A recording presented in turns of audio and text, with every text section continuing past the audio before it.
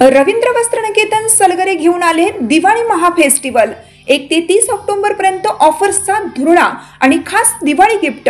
नारायणपेठ साडी 333, काजूकतली पैठणी 693, गजलक्ष्मी पैठणी 754, राजहंस व Kalanjali Paithani 747, linen shirt 387, khadi shirt piece 243 आणि बॉय शर्ट फक्त 199 मध्ये। तर मग त्वरा करा, रवींद्र वस्त्रनिकेतन सलगरे आणि शाखा। ताज्या बातम्यांसाठी महान करेला सबस्क्राइब करा आणि बेल आयकॉनला क्लिक करा। जयसिंगपूर पालिकेची निवडणूक शांत व खेळीमेळीच्या वातावरणात पार पडेल। जिल्हा पुरवठा अधिकारी तथा निवडणूक निर्णय अधिकारी मोहिनी चव्हाण।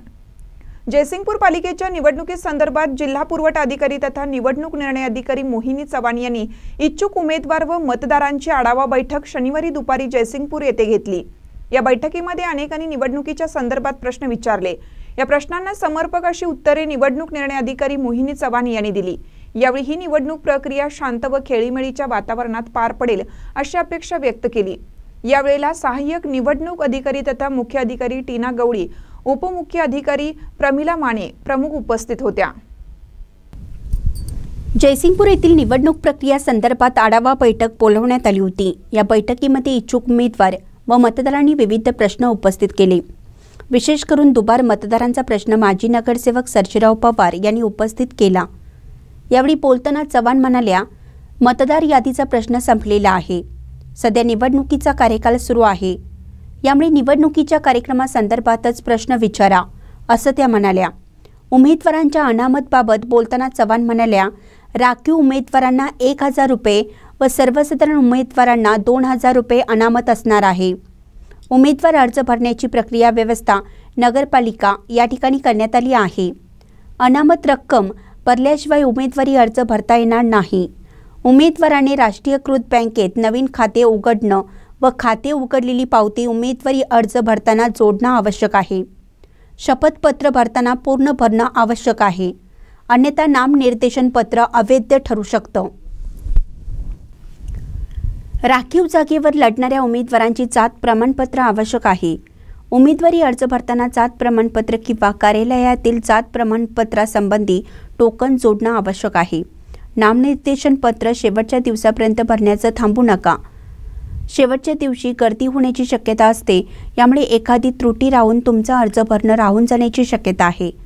नामनिर्देशन पत्र भरण्यासाठी जे कागदपत्र लागणार आहेत याची माहितीची बोर्ड पालिकेच्या दर्शनी भागात लावण्यात येणार आहेत। निवडणुकीसंदर्भात कुटुंबाची व्याख्या त्याची पत्नी व मुलं अशी आहे। एखादा व्यक्ती बोगस मतदान करत असेल तर त्याची चौकशी करण्यात येईल। तो मतदार बोगस असल्यास त्याच्यावर गुन्हा दाखल करण्यात येणार आहे। यावेळी इच्छुक उमेदवारांनी निवडणुकीसंदर्भात निवडणूक निर्णय अधिकारी मोहिनी चव्हाण यांना अनेक प्रश्न विचारले। निवडणूक काळामध्ये सर्वांना सहकार्य राहील असं आश्वासनही यावेळी निवडणूक निर्णय अधिकारी चव्हाण यांनी दिलं। यावेळी माजी नगरसेवक अर्जुन देशमुख, माजी नगरसेवक सर्जेराव पवार, रमेश यळगुडकर, ॲडव्होकेट संभाजीराजे नाईक, संजय पाटील कोथळीकर, आदमबाई मुजावर, बबन यादव, रमेश शिंदे, भगवंत जांभळे, ॲडव्होकेट शीतल कांबळे यांच्यासह इच्छुक उमेदवार मतदार मोठ्या संख्येने उपस्थित होते। महानकरी न्यूजसाठी इजाज खान पठाण, जयसिंगपूर। सगळ्यात महत्त्वाचं हे लक्षात घ्या की निवडणूक निर्णय अधिकारी असेल किंवा त्यांचा स्टाफ असेल, हा आपल्याला ह्या प्रक्रियेमध्ये सहाय्य करण्यासाठी आहे। सहाय्याचा अर्थ वेगळा घेऊ नका। आपल्याला ही प्रक्रिया सोपी व्हावी, सगळ्यात महत्त्वाची पारदर्शक व्हावी आणि जे काही सर्वोच्च न्यायालयाचे निर्णय आहेत, माननीय राज्य निवडणूक आयोगाचे जे काही त्याच्यामध्ये आदेश असतील आणि तसेच जे नगरपालिकाचा जो अधिनियम आहे त्याच्यामध्ये जे निवडणूक निर्णय नियम जे अधिनियमित केलेले आहेत त्या सगळ्याच्या कायद्याच्या चौकटीमध्ये राहून आपल्याला ही निवडणूक प्रक्रिया जी आहे ही फ्री आणि फेअर आपल्याला ही घ्यायची आहे। त्याच्यामध्ये आणि ही सर्व प्रक्रिया ही फ्री आणि फेअर घेण्यामध्ये पिव्होटल रोल जो आहे तो निवडणूक निर्णय अधिकारी आहे, परंतु त्यासोबत हा तुमचा देखील आहे। त्याच्यामुळे ह्या पूर्ण प्रक्रियेची माहिती ही तुम्हाला व्यवस्थितपणे व्हावी, त्यात तुमच्या कुठल्याही शंका राहू नये आणि जे नियमामध्ये आहे तर त्याचं नियमांचं सहाय्य तुम्हाला व्हावं यासाठी आजची बैठक आपण आयोजित केलेली आहे। आपल्या सगळ्यांना माहीत आहे की साधारणतः मागच्या आठवड्यामध्ये नगरपालिकेसाठीची आचारसंहिता ही लागू झालेली आहे। या संदर्भात माझ्यापूर्वी जे काही कालावधीसाठी जे निवडणूक निर्णय अधिकारी होते, वेगळ्या कारणामुळे हे बदल झालेला आहे।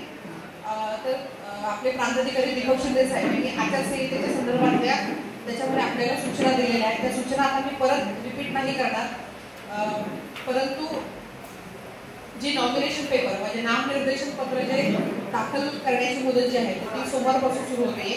ती उद्या म्हणजे 10 तारखेपासून ते 17 तारखेपर्यंत फक्त रविवारचा जो दिवस आहे तो त्यातनं वगळलेला आहे।